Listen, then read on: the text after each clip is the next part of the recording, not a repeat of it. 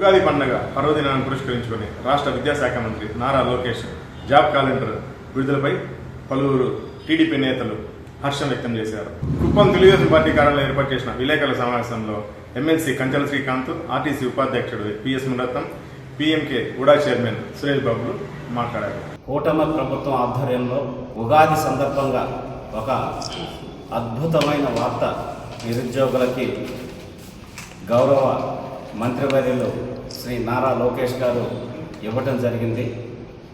ఆ వార్త ఎన్నో కళలతోటి ఆశలతోటి కష్టపడి చదువుకొని ప్రభుత్వ ఉద్యోగం సాధించాలని కొన్ని సంవత్సరాలుగా శిక్షణ తీసుకున్నటువంటి ఉద్యోగుల కోసం జాబ్ క్యాలెండర్ని ఈరోజు గౌరవ విద్యాశాఖ మంత్రివర్యులు శ్రీ నారా లోకేష్ గారు రిలీజ్ చేయడం జరిగింది. 10,060 ఉద్యోగాలు, వివిధ శాఖలకు సంబంధించినటువంటి ఉద్యోగాలని భర్తీ చేయాలనే లక్ష్యంతో ఈ జాబ్ క్యాలెండర్ని రిలీజ్ చేశారు. ఇచ్చిన మాటని తప్పకుండా యువగళం పాదయాత్రలో గౌరవ విద్యాశాఖ మంత్రి నారా లోకేష్ గారు ఆనాడు పాదయాత్ర చేస్తూ ఎంతోమంది నిరుద్యోగులు వచ్చి కలిస్తే ఖచ్చితంగా కూటమి ప్రభుత్వం అధికారంలోకి వచ్చిన తర్వాత ప్రతి సంవత్సరం జాబ్ క్యాలెండర్ రిలీజ్ చేస్తామని చెప్పడం జరిగింది. చెప్పినట్టే ఉగాది నాడు ఈరోజు రిలీజ్ చేసి 10,060 ఉద్యోగాలతోటి నిరుద్యోగుల కళ్ళల్లో సంతోషాన్ని, ఆనందాన్ని, వాళ్ళ కుటుంబ సభ్యుల్లో ఆనందాన్ని తీసుకొచ్చినందుకు వారికి ప్రత్యేకంగా ధన్యవాదాలు తెలియజేస్తున్నాం.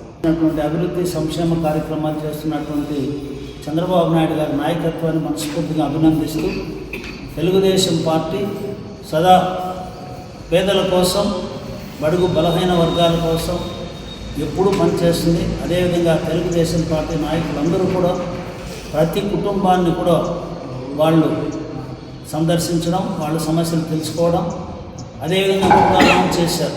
P4 అయితే ఏదైతే చంద్రబాబు నాయుడు గారు అత్యంత తనకు ఇష్టమైనటువంటి project public private peoples participation, అంటే ఎవరైతే అతి కష్టంలో ఉన్నటువంటి పేద కుటుంబాలు బంగారు కుటుంబాలుగా గుర్తించి వారికి మార్గదర్శనలు కూడా ఏర్పాటు చేసి ఆ కుటుంబాల యొక్క సమగ్ర అభివృద్ధికి పనిచేసే విధంగా ప్రణాళిక చేస్తూ దానికి కూడా తన జీవిత కళగా అత్యంత ప్రతిష్టాత్మకంగా తీసుకుపోతున్నారు.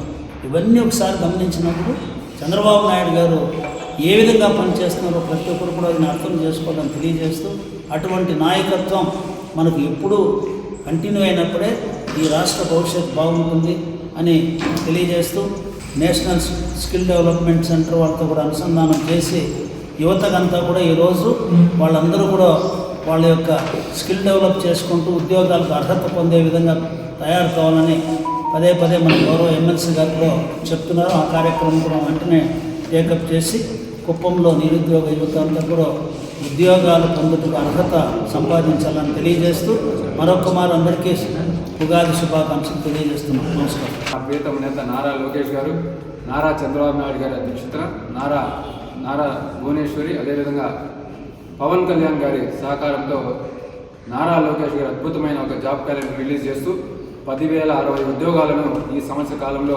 గవర్నమెంట్ సెక్టార్లో ఇస్తామని చెప్పి ఆయన మనందరికీ కూడా ఈరోజు జాబ్ క్యాలెండర్ రిలీజ్ చేయడం నిజంగా మనమందరం కూడా హర్షించదగ్గ విషయం. ఎందుకంటే ఒక పక్క జగన్మోహన్ రెడ్డి గారి నాయకత్వం ఏ విధంగా అయితే చిల్లర ఉద్యోగాలు ఇచ్చుకుంటూ నిజమైన ప్రభుత్వ ఉద్యోగాలు ఇవ్వకుండా కేవలం వాలంటీర్లు అని చెప్పి 5,000, 10,000 ఉద్యోగాలు ఇచ్చుకుంటా వాళ్ళకు కార్యకర్తలని పక్కన గడుపుకుంటూ ఏ విధంగా అయితే ఫ్యాక్షన్ నాయకులు మన ఆర్థిక మూలాలంతా కట్ చేస్తూ వాళ్ళందరినీ ఎంతసేపు మన చుట్టూ తిరిగేటట్టు చేసుకోవాలని చెప్పి ప్రయత్నం చేస్తారో, అదేవిధంగా జగన్మోహన్ రెడ్డి నిజమైన ఉద్యోగాలు, టీచర్ ఉద్యోగాలు కానీ, పోలీసు ఉద్యోగాలు కానీ, గవర్నమెంట్ ఉద్యోగాలు కానీ అవేమీ ఇవ్వకుండా కేవలం 5,000 రూపాయలు జీతం ఇస్తూ వాలంటీర్ ఉద్యోగాలు చేసుకుంటూ వాళ్ళందరూ ఎంతసేపు వాళ్ళ చుట్టూ తిరగాలని చెప్పి యువతనంతా నిర్వీర్యం చేస్తూ రాష్ట్రాన్ని అధోగతి పాలు చేసింది. జగన్మోహన్ రెడ్డి గారి పాలనలో మన రాష్ట్రం వెనకడుగు వేస్తే నారా చంద్రబాబు నాయుడు గారు, నారా లోకేష్ గారు, పవన్ కళ్యాణ్ గారి నాయకత్వంలో